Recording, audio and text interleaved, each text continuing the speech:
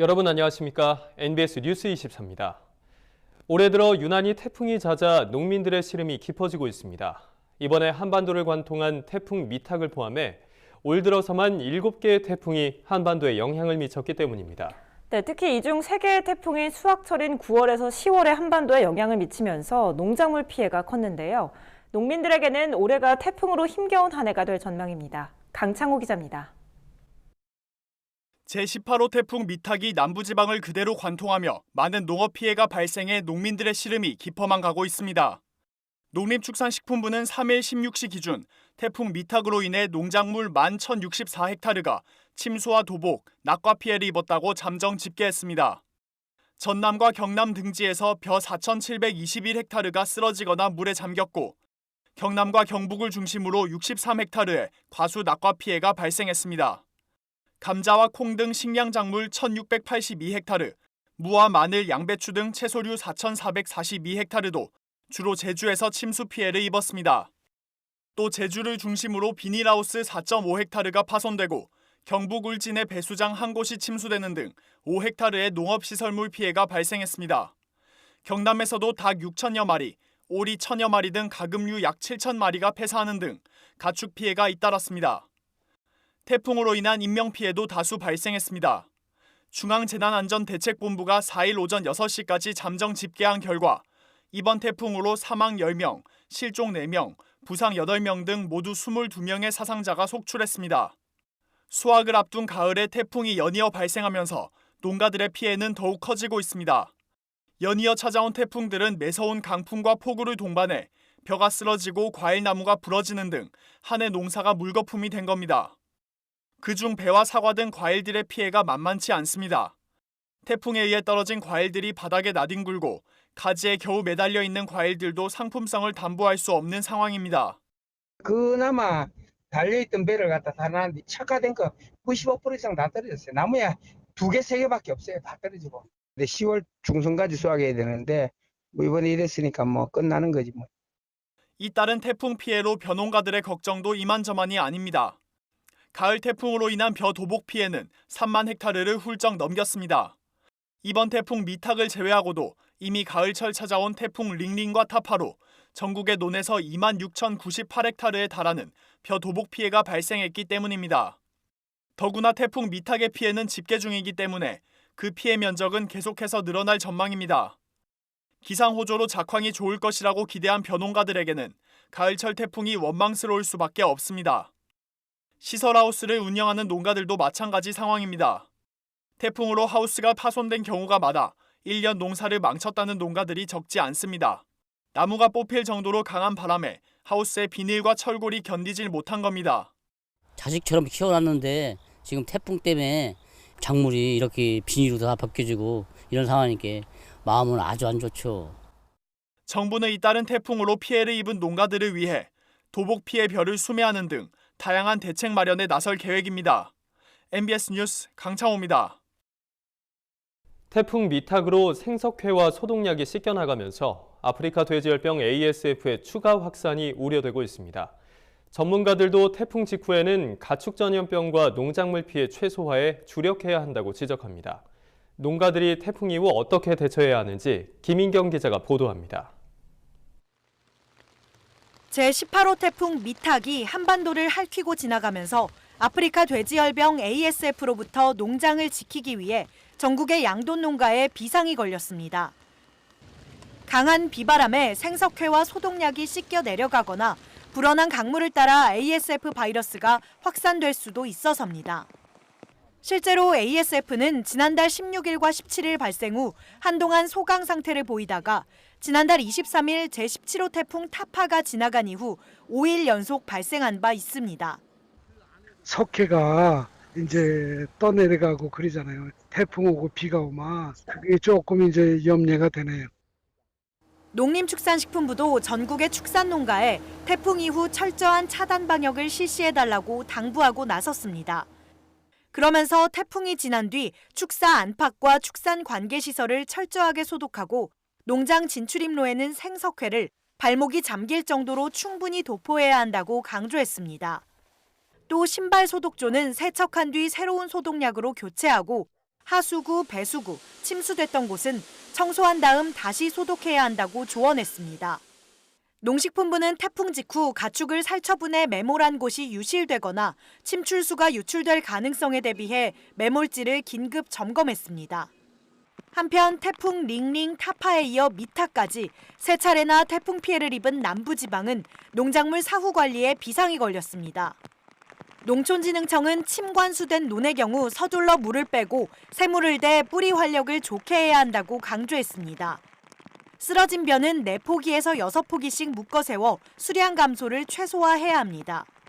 과수의 경우 찢어진 가지는 절단면이 최소화되도록 잘라낸 다음 적용 약재를 발라주고 잎이 많이 손상된 나무는 요소 0.3%액, 4종 복합비료 등을 잎에 뿌려 생육을 촉진합니다. 밭작물은 잎에 묻은 오물과 흙앙금을 제거한 뒤 겉흙을 긁어줘 뿌리 활력을 높이고 피해를 입은 밭작물 포기는 무름병 등 각종 병해충이 생기지 않도록 미리 방제하는 것이 좋습니다.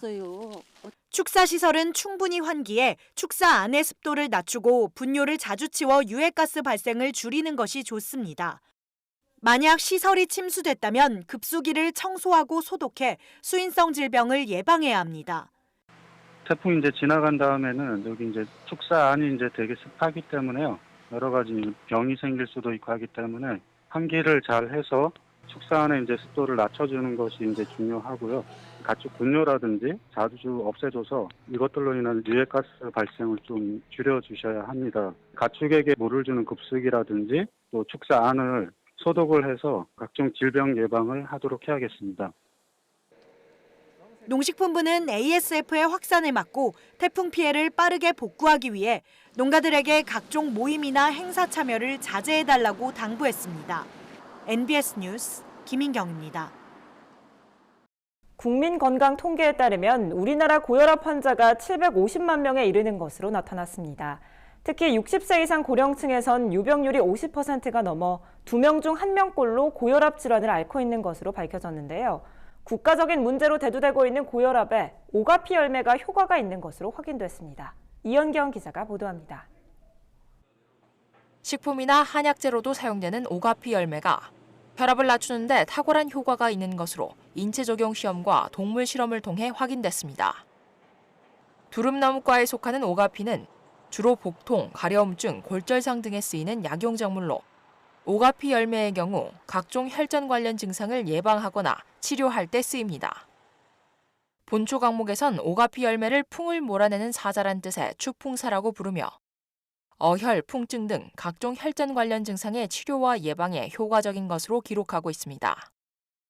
농촌진흥청은 경희대와 양지병원, 산업체와 3년간 오가피 열매의 기능성을 과학적으로 증명하는 공동연구를 진행했습니다.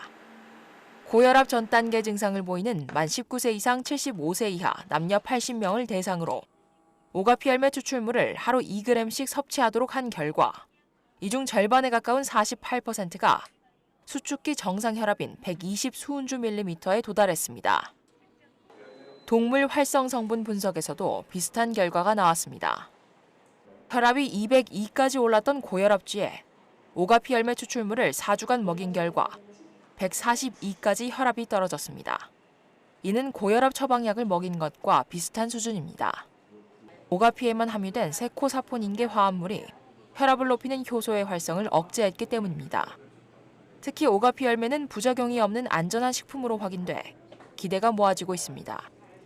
기존의 혈압약 제제들은 두통이나 어지러움증, 기립성 저혈압과 같은 부작용들이 비교적 빈번히 발생하였으나 이번 연구에서는 그런 부작용들이 나타나지 않았음을 확인할 수 있었습니다. 이번 연구 결과는 국제학술지, 산화의학 및 세포수명 등 2곳에 실렸으며 원천기술은 국내 특허 등록과 국제 특허 출원을 마쳤습니다. 특히 오가피 열매는 식품의약품 안전처로부터 혈압조절 건강기능식품 원료로 인정받았습니다. 특히 이번 연구는 국내 자생 약용작물을 이용한 소재 개발로 수입 원료를 대체할 수 있어 농가 소득 증대도 기대되고 있습니다. 오가피 열매 추출물 같은 경우는 천연물에서 분리가 됐습니다. 이 오가피 열매 추출물을 제품이 개발된다면 농가에서 소득이 증대될 것이라고 생각됩니다. 농진청은 원활한 원료 수급과 동시에 국산 원료를 이용한 제품이 시장에 진입할 수 있도록 지원을 이어갈 계획이라고 밝혔습니다. NBS 뉴스 이영경입니다. 다음은 지역 뉴스입니다. 경상남도가 최근 모스크바 국제식품박람회에 참가해 러시아 바이어 4곳과 140만 달러의 수출 계약을 체결했습니다. 65개국에서 1,800여 개 업체가 참여한 이번 박람회는 올해로 28회째 개최되는 러시아에서 가장 유명한 농식품 전문 전시회입니다. 이날 도내 참가업체들은 경남관을 운영하며 도내 우수 가공식품과 지역 특산물에 대한 대대적인 수출 마케팅 활동을 추진했습니다. 도는 이번 수출 계약이 러시아와 유럽 시장 진출에 디딤돌 역할을 할 것으로 기대하고 있습니다.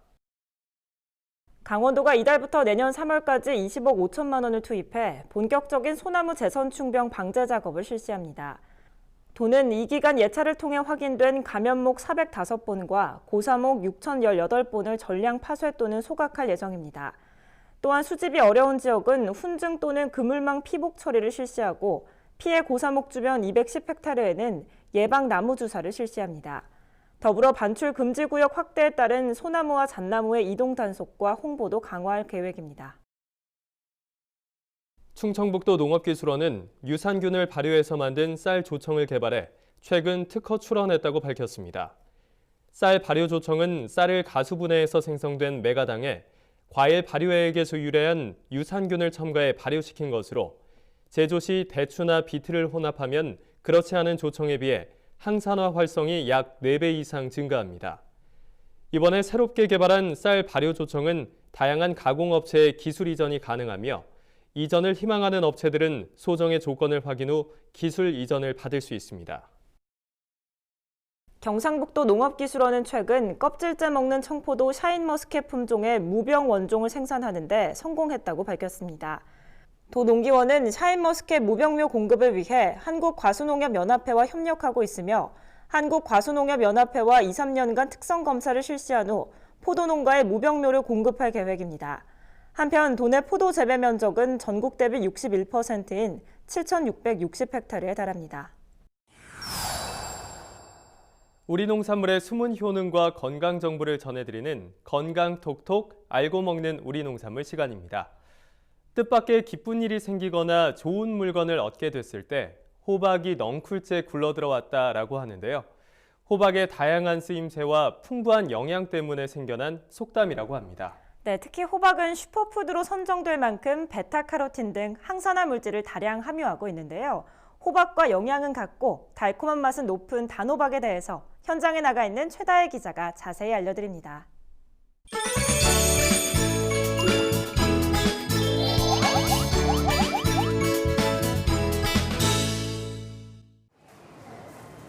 네, 건강톡톡 알고 먹는 우리 농산물. 입에 쓴 음식이 몸에 좋다는 말이 있지만 달달한 음식이 몸에 좋은 경우도 있습니다.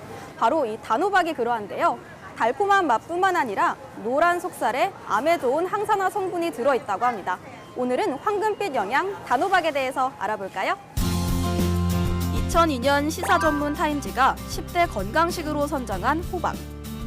2004년엔 인체 노화 분야의 권위자인 미국의 스티븐 플랫 박사에 의해 꼭 챙겨 먹어야 할 14가지 슈퍼푸드 중 하나로 선정됐는데요. 호박 중에서도 제철을 맞은 단호박은 요즘 마트에서 단연 인기입니다. 몸에 좋잖아, 이게. 엄청 좋지. 살도 안 찌고. 우유나 요구르트 갈아가지고 아침 대용으로 먹어요. 그렇게 하면 든든하고 하루 종일. 단호박 죽을 끓여가지고 우리 잘 가끔씩 먹고 있어요. 큰 호박이라 늙은 호박 이런 거보다도 단호박이 당도가 높고 하니까 자주 먹는 편이에요. 단호박의 주요 영양분은 노란 속살에 함유된 베타카로틴입니다. 대표적인 항산화 성분인 베타카로틴은 몸속 활성산소를 제거해 항암 효과가 뛰어납니다. 또한 100g당 66칼로리로 쌀의 5분의 1 수준으로 열량이 낮은데요. 고구마나 감자처럼 포만감이 크기 때문에 다이어트 식품으로도 인기가 좋습니다.